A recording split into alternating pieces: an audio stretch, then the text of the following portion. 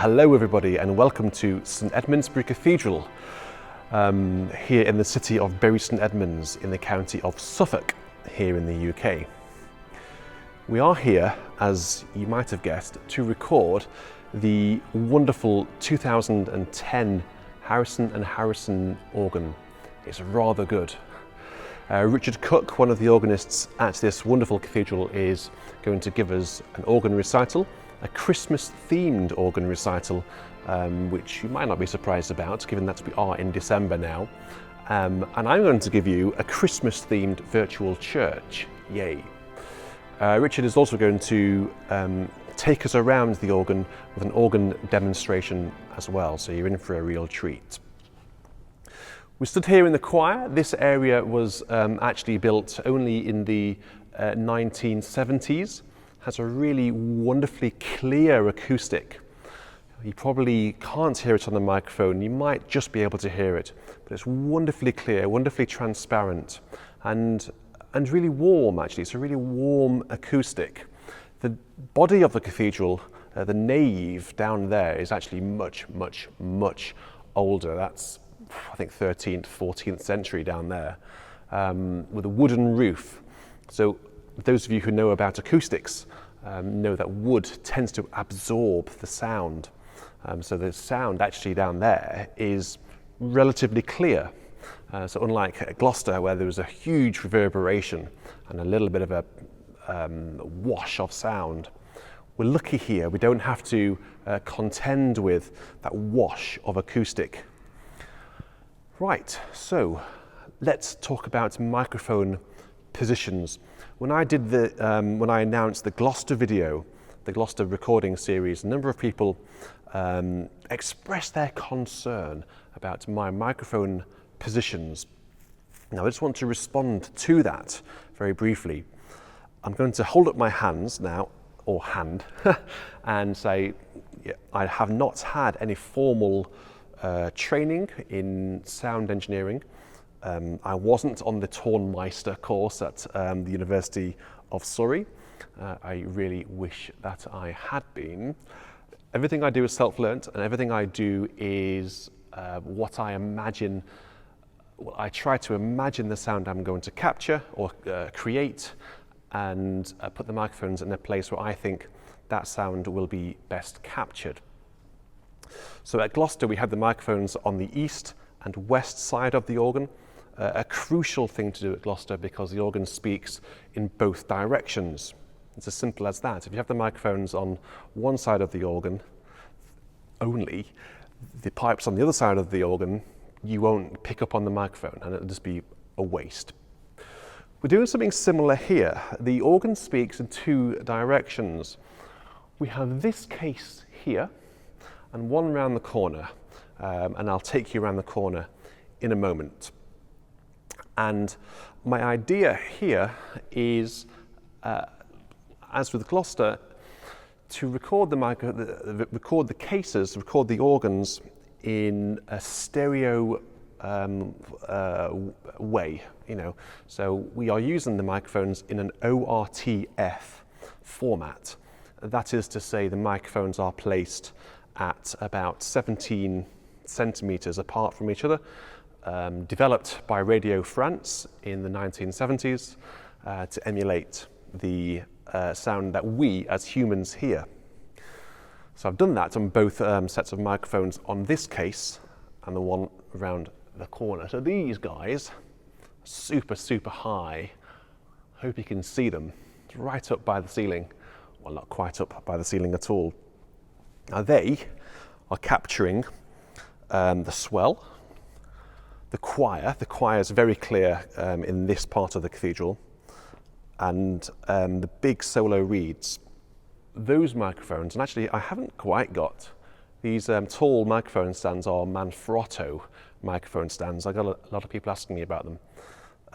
I wish that they were actually higher, because this is one of the highest organ cases here in the UK, bar none. I think Liverpool Cathedral is higher, Westminster Cathedral is pretty high as well.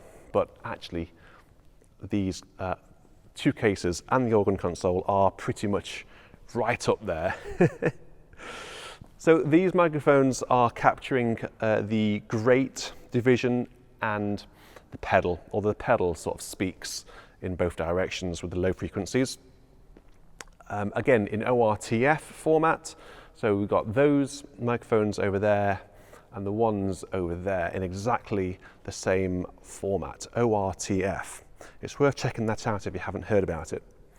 And my idea is, you guys and I will only hear this recording in stereo, left channel and right channel, rather than having the nave case coming through the left channel and the sort of the main case coming through the right channel, which would sound utterly bizarre.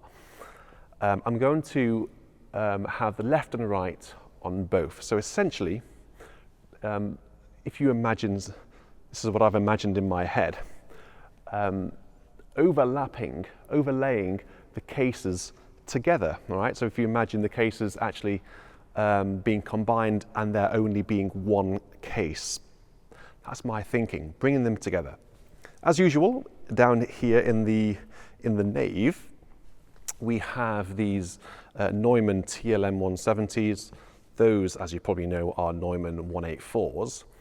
These are 170s. These are omnidirectional, picking up the sound from all directions, and they are directional. These are in AB format. That is to say that they are about 6 feet apart, possibly touch more than that. And it took me a little bit of time experimenting on placements of these. Now, if you look right here, you see where that microphone is. Can you see what's beyond the microphone? Yes, a big fat pillar. It's really interesting. If you stood here and listened to this division, this organ case here, which is the grate and pedal, it's super clear, stood right here. But bring it back a bit where we are now, and it just adds, let's say, a little bit of distance and a little bit of ambience. So don't forget, these microphones, for me, are serving two purposes. They are capturing the organ from a more balanced distance to bring the sound of the organ together, to make it sound blended. And they're also capturing the acoustic, which you might be able to hear from my voice, competing with the bells. It's very clear in here, so there isn't any need to, I wasn't overly concerned about having them either here or here. The only thing is, as some of you will know, the further away you have the microphones from each other, you then introduce the risk of there being a delay in the sound, which is the last thing you want when recording an organ like this. So 6 microphones today, no microphone on the 32-foot reed. Some of you will be glad to hear. Here's my little studio, my audio interface there. All of the microphones are going directly into the Scarlett 18 i20, and then that's going into Cubase on the laptop. Nothing more to it than that. Okay, now let's wander over here, and perhaps we ought to head up to the organ loft, which is through this door. And there are a number of stairs in this organ through here, and I wonder whether anyone dares to count them all if we go up. I'll probably have to put it in fast motion.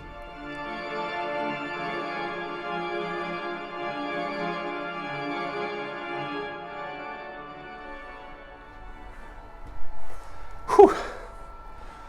It certainly keeps you fit coming up there. So welcome to one of the highest organ lofts in the UK. I would say, don't look down. Too late, we looked down. So let's turn around and have a look at the wonderful Harrison & Harrison console. 4 manual, 59 I think speaking stops, I think that's right. I'm sure you'll correct me in the comments if it's not.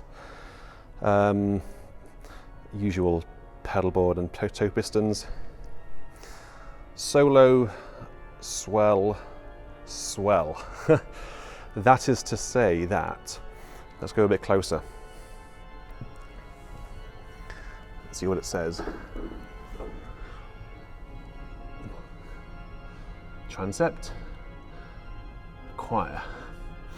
What this means is the swell box, and you'll see more of this in a bit more detail throughout the virtual church and the organ recital. So I've got loads of pictures of the organ pipes and the swell boxes.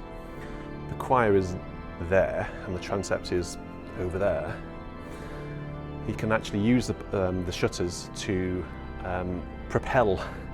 direct the sound in a certain way. So you can, if you're having services in the choir, like choral evensong, just like there was earlier this evening, you'd use the choir shutters. Similarly, if you're having a service in the nave, down here, you would use the transept shutters. Oh, there's also a camera. I need to go and set that one up. Over in that transept, over there. So I hope that was okay. I hope that was clear, and I hope you're not going to well, feel free to leave comments on my methods, but bear in mind that, you know, I try to achieve a certain sound. I have a sound in my head that I want to achieve, and I go about it in my own way, basically. It might be different to you, but it seems to work for me. Having said that, I haven't yet listened to the mix from this place. Hopefully it works. I'm going to now record virtual church. Richard Cook has already recorded his organ recital. It sounded amazing. You don't want to miss that. And I now need to match up to his awesome playing by playing through some Christmas carols and 1 or 2, maybe 3 or 4 organ pieces as well, all suitable for Christmas. Next video in the series will be an organ demonstration where Richard talks about all of the stops, all of the colours and all of the quirks of the instrument. So look out for that. And then he also ends with a rather marvellous improvisation, crescendoing from PP all the way up to full organ. His recital and then my virtual church. So you're in for a real treat. Until the next video, I will say a cheerio. Goodbye.